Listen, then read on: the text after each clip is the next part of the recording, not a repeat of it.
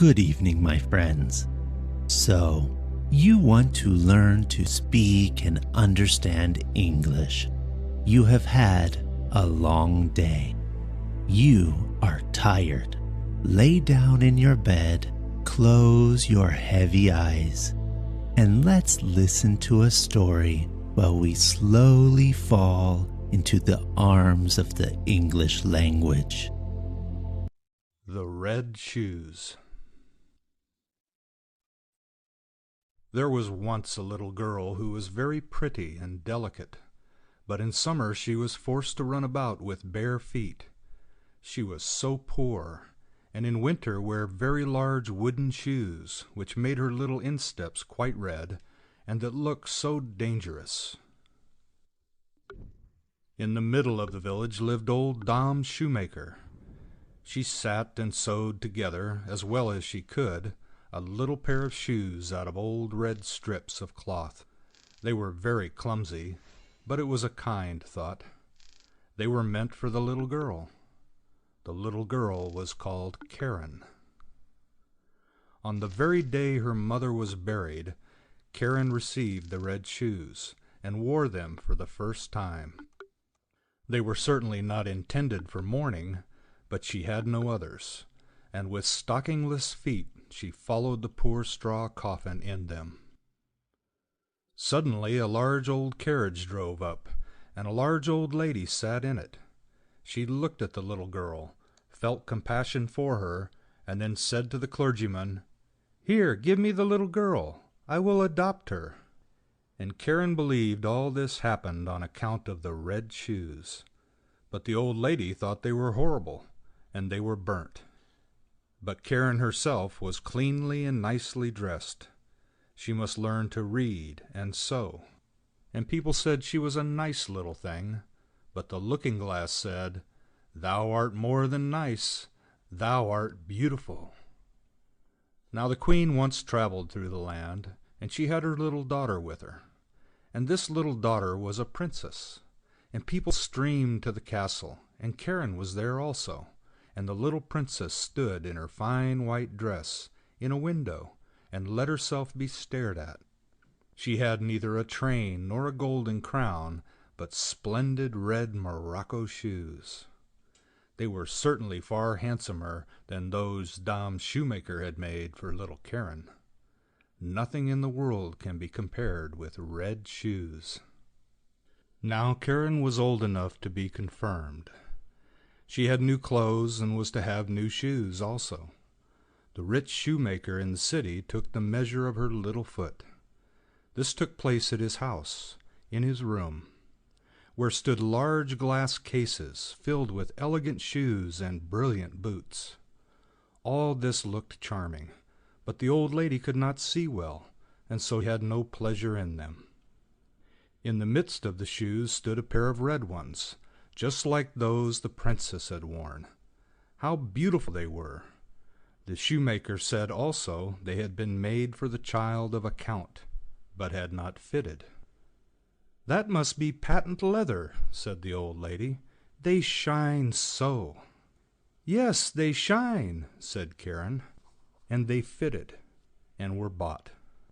But the old lady knew nothing about their being red, else she would never have allowed Karen to have gone in red shoes to be confirmed. Yet such was the case. Everybody looked at her feet, and when she stepped through the chancel door on the church pavement, it seemed to her as if the old figures on the tombs, those portraits of old preachers and preachers' wives, with stiff ruffs and long black dresses, fixed their eyes on her red shoes.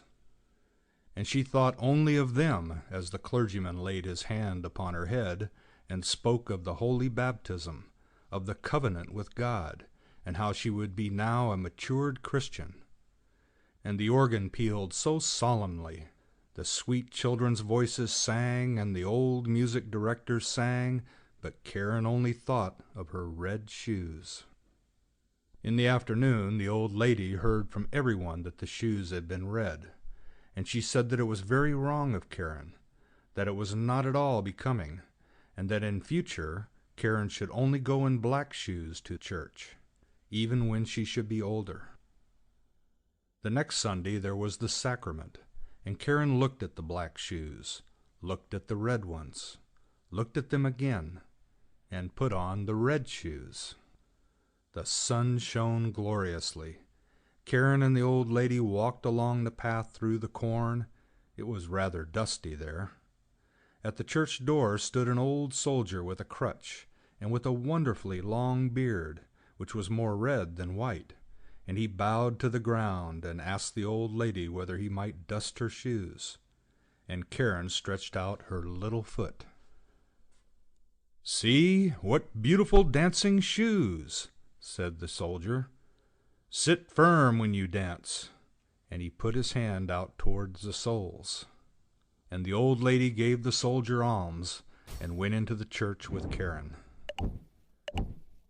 And all the people of the church looked at Karen's red shoes, and all the pictures, and as Karen knelt before the altar and raised the cup to her lips, she only thought of the red shoes, and they seemed to swim in it. And she forgot to sing her psalm, and she forgot to pray, "Our Father in heaven." Now all the people went out of the church, and the old lady got into her carriage. Karen raised her foot to get in after her, when the old soldier said, "Look, what beautiful dancing shoes!" And Karen could not help dancing a step or two, and when she began, her feet continued to dance. It was just as though the shoes had power over them. She danced round the church corner. She could not leave off. The coachman was obliged to run after her and catch hold of her, and he lifted her in the carriage. But her feet continued to dance, so that she trod on the old lady dreadfully. At length she took the shoes off, and then her legs had peace. The shoes were placed in a closet at home, but Karen could not avoid looking at them. Now the old lady was sick, and it was said she could not recover.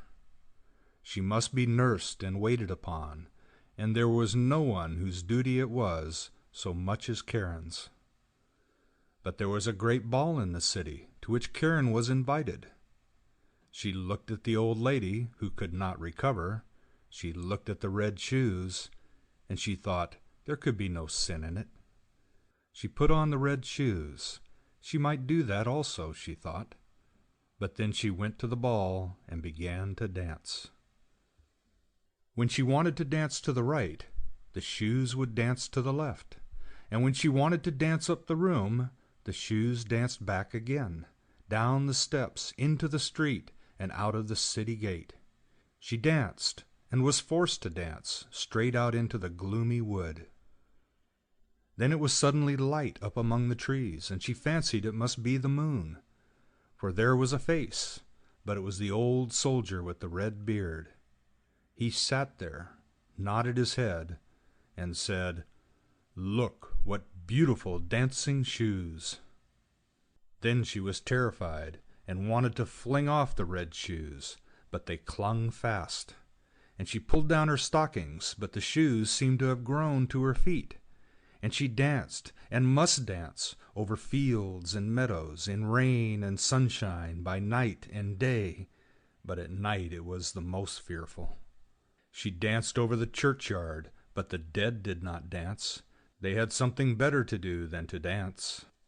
She wished to seat herself upon a poor man's grave, where the bitter tansy grow, but for her there was neither peace nor rest, and when she danced towards the open church door, she saw an angel standing there. He wore long white garments. He had wings which reached from his shoulders to the earth. His countenance was severe and grave, and in his hand he held a sword, broad and glittering.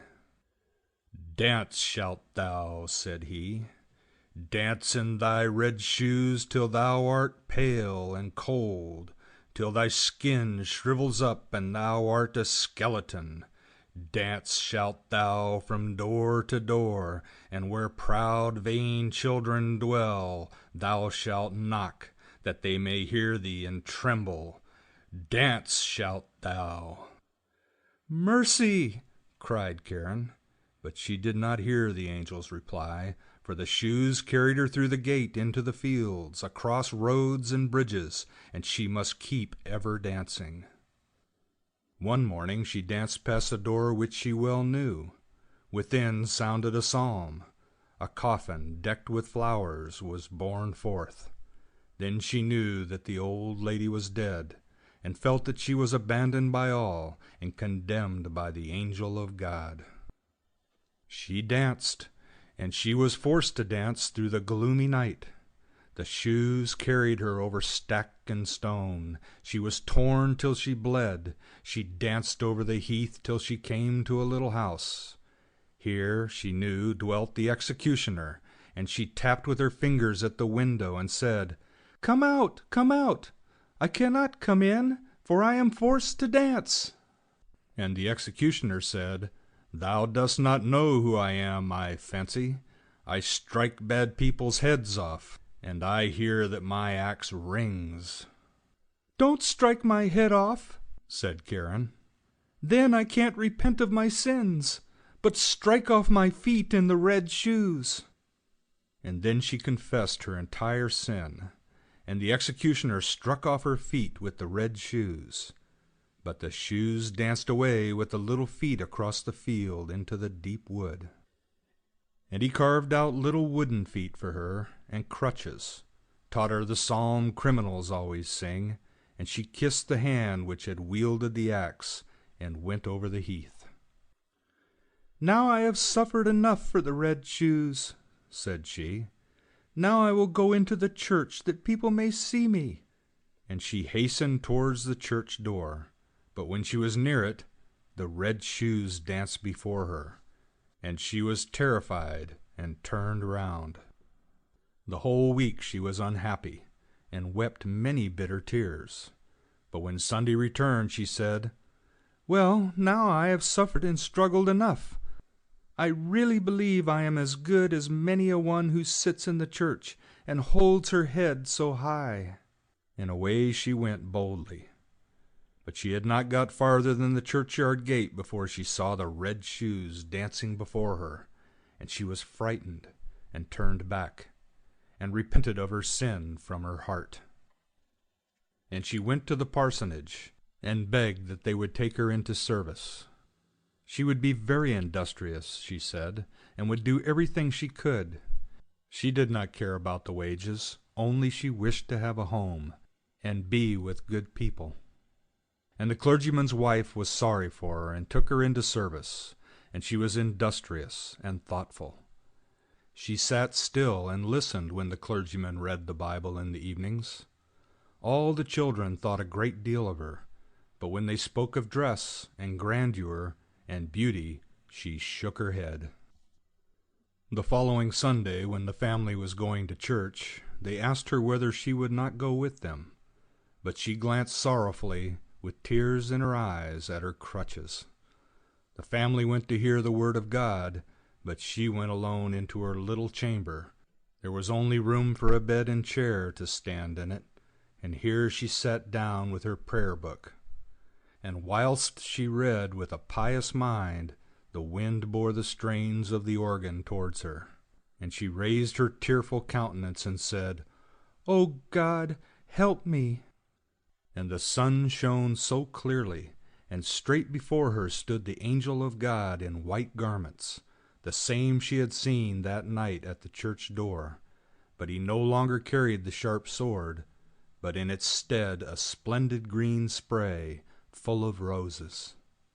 And he touched the ceiling with the spray, and the ceiling rose so high, and where he had touched it there gleamed a golden star. And he touched the walls, and they widened out, and she saw the organ which was playing.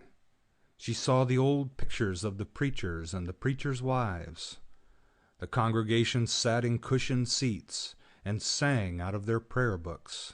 For the church itself had come to the poor girl in her narrow chamber, or else she had come into the church. She sat in the pew with the clergyman's family, and when they had ended the psalm and looked up, they nodded and said, "It is right that thou art come." "It was through mercy," she said.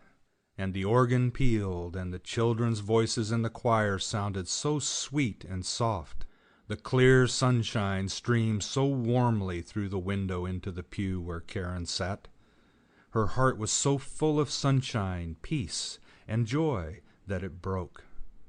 Her soul flew on the sunshine to God, and there no one asked after the red shoes. End of the Red Shoes.